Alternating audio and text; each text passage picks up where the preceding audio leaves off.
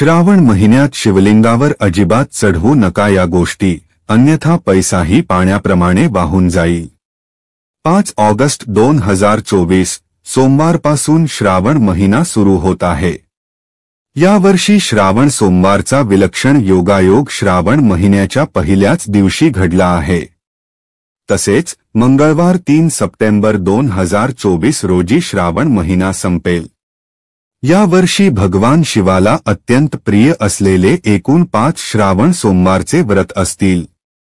तसेच श्रावणची सुरुवात आणि समाप्ती दोन्हीही सोमवारच्या दिवशी होणे हे दुर्लभ योग आहे। यावर्षी श्रावण महिन्यात प्रीती योग, आयुष्मान योग, शश योग आणि नवमपंच योग यांसारख्या योगासह सर्वाधिपान होणार आहे, ज्यामुळे या दिवसाचे महत्त्व अधिकच वाढले आहे। हिंदू धर्मात श्रावण महिन्याचे विशेष महत्त्व आहे। हिंदू कॅलेंडरचा हा महिना भगवान शिवाला समर्पित आहे आणि असे मानले जाते की श्रावण महिन्यात भगवान शिवाची पूजा केल्याने सर्व इच्छाशक्ती लवकरच पूर्ण होतात। श्रावण महिन्यात शिवलिंगाच्या जलाभिषेकाला विशेष महत्त्व आहे। तसेच श्रावण महिन्यात भगवान शिवाची पूजाअर्चना करण्यासाठी शास्त्रांचे नियम विशेष पालन करणे आवश्यक आहे। शास्त्रानुसार श्रावण महिन्यात शिवलिंगावर विविध वस्तू अर्पण केल्या जातात, जेणेकरून भगवान भोलेनाथ लवकरच प्रसन्न होऊ शकतील।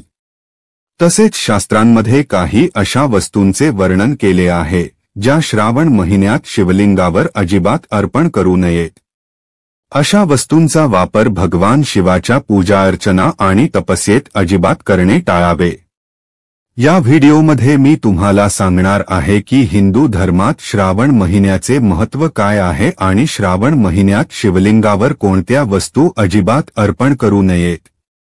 पण त्याआधी तुम्हालाही वाटत असेल की भगवान शिवजींचा आशीर्वाद तुमच्यावर कायम राहावा, तर या व्हिडिओला एक लाईक करा आणि चॅनलला सबस्क्राईब करा आणि कमेंट बॉक्समध्ये मनापासून हर हर महादेव नक्की लिहा। चला सर्वप्रथम जाणून घेऊया की हिंदू धर्मात श्रावण महिन्याचे महत्त्व काय आहे। श्रावण महिन्याचे हिंदू धर्मात विशेष महत्त्व आहे।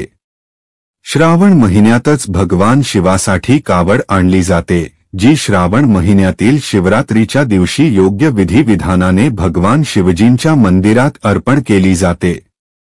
वर्षभर भगवान शिवाची भक्ती केली जाते, पण श्रावण महिन्यात भगवान शिवाची पूजाअर्चना केल्याने मनोकामना लवकर पूर्ण होते।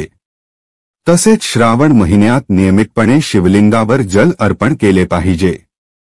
शिवलिंगावर जल चढविल्याने विशेष फल प्राप्त होते। श्रावण महिन्याच्या सोमवारच्या दिवशी जो व्यक्ती विशेषतः भगवान शिवाची पूजाअर्चना करतो आणि व्रत करतो, त्याच्या सर्व इच्छा पूर्ण होतात।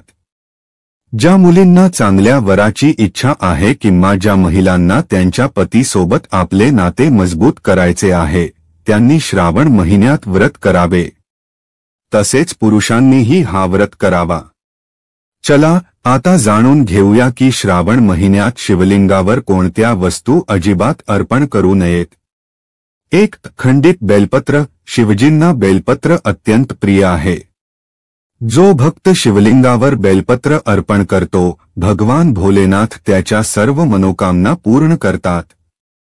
पण बेलपत्र अर्पण करताना लक्षात ठेवा की शिवलिंगावर कधीही कापलेले किंवा खंडित बेलपत्र चढवू नका। असे केल्याने भगवान शंकर तुमच्यावर नाराज होऊ शकतात। म्हणून शिवलिंगावर अखंडित 3 पानांचे बेलपत्र अर्पण करा। असे केल्याने तुमच्या सर्व मनोकामना लवकरच पूर्ण होतील।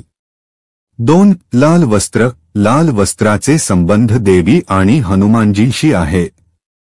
तसेच शंकर भगवानच्या पूजेत लाल रंगाचे फूल आणि सिंदूर चढविले जात नाही। भगवान भोलेनाथला पांढरा रंग प्रिय आहे। त्यामुळे भगवान शिवजींच्या पूजेत कधीही लाल रंगाचे वस्त्र वापरू नका, नाहीतर तुम्हाला अशुभ परिणामांचा सामना करावा लागू शकतो। 3. दूध। शिवलिंगावर दूध चढविण्याची परंपरा शतकांपासून चालू आहे। असे मानले जाते की जेव्हा भगवान शिवांनी हलाहल पिले होते, तेव्हा त्या विषाची उष्णता शांत करण्यासाठी देवांनी शिवजींना दूध दिले आणि दुधाने स्नान घातले। त्यानंतर शिवलिंगावर दूध चढविण्याची प्रथा सुरू झाली. पण शिवलिंगावर कधीही उकळलेले दूध किंवा पाणी मिसळलेले दूध चढवू नका आणि शिवलिंगावर कधीही पॅकेटचे दूध चढवू नका. 4. तुळशीचे पान. हिंदू धर्मात तुळशीच्या झाडाला अत्यंत पवित्र मानले जाते आणि पूजा अर्चनेत तुळशीच्या पानांचा वापर केला जातो. भगवान विष्णू, भगवान कृष्ण आणि हनुमानजींची उपासना तुळशीशिवाय पूर्ण होत नाही. पण भगवान शिवाची पूजेत तुळशी दलाचा वापर निषिद्ध आहे. पुराणानुसार भगवान शिवांनी तुळशीच्या पती असुर जलंधराचा वध केला होता. त्यामुळे त्यांनी स्वतः भगवान शिवाला आपल्या दिव्य पानांच्या गुणधर्मांपासून वंचित केले. म्हणूनच भगवान शिवाला तुळशी दल अर्पण केले जात नाही. 5. केतकीचे फूल. शिवलिंगावर केतकीचे फूल चढविणे निषिद्ध आहे. शिवपुराणाच्या कथेनुसार केतकी फुलाने ब्रह्माजींच्या खोटेपणात साथ दिली होती, ज्यामुळे भगवान भोलेनाथ रुष्ट होऊन केतकीच्या फुलाला शाप दिला की शिवलिंगावर कधीही केतकीचे फूल अर्पण केले जाणार नाही. त्या शापानंतर शिवलिंगावर केतकीचे फूल अर्पण करणे अशुभ मानले जाते. 6. हळद. शिवजींना कधीही हळद चढवू नये, कारण हळद स्त्रीशी संबंधित मानली जाते आणि शिवलिंग पुरुषत्वाचे प्रतीक आहे. त्यामुळे शिवजींच्या पूजेत हळद वापरल्यास पूजा फळ मिळत नाही. त्याच कारणाने शिवलिंगावर हळद चढवणे निषिद्ध आहे. हळदीची उष्णता असल्याने शिवलिंगावर थंड वस्तू चढवली जातात, जसे की बेलपत्र, भांग, गंगाजल, चंदन, कच्चे दूध इत्यादी.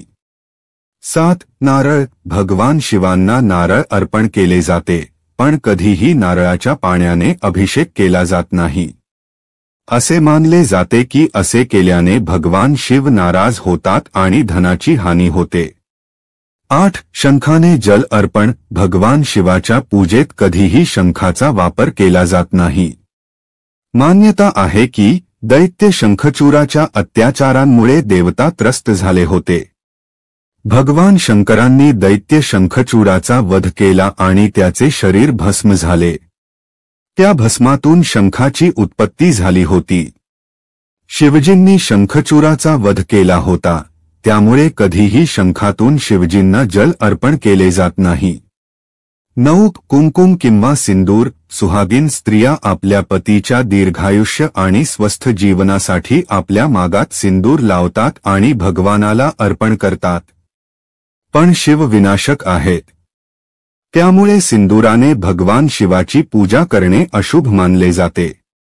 10. तीळ. अनेक जण जल किंवा दूध अर्पण करताना त्यात काळे तीळ मिसळून अर्पण करतात. तिळाला भगवान विष्णूच्या मळापासून उत्पन्न झालेले मानले जाते आणि ते शनिदेव आणि पितरांना अर्पण केले जाते. त्यामुळे तिळाला भगवान शिवांना अर्पण केले जात नाही. 11. तुटलेले तांदूळ. शिवपुराणानुसार भगवान शिवांना अखंड आणि धुतलेले स्वच्छ तांदूळ चढविल्याने उपासकाला लक्ष्मी प्राप्त होते. तसेच तुटलेले तांदूळ अपूर्ण आणि अशुद्ध मानले जातात, म्हणून हे शिवजींना अर्पण केले जात नाही. शिवजींवर भक्तिभावाने एक वस्त्र चढवून त्यावर तांदूळ ठेवून समर्पित करणे अधिक उत्तम मानले जाते. जर व्हिडिओ आवडला तर व्हिडिओला लाईक आणि शेअर करा आणि तुमच्या आपल्या चॅनलला सबस्क्राईब करून बेल नोटिफिकेशन ऑलवर सेट करा, जेणेकरून तुम्हाला आमच्या येणाऱ्या प्रत्येक नवीन व्हिडिओचे नोटिफिकेशन सर्वात आधी मिळेल. व्हिडिओ पाहण्यासाठी धन्यवाद.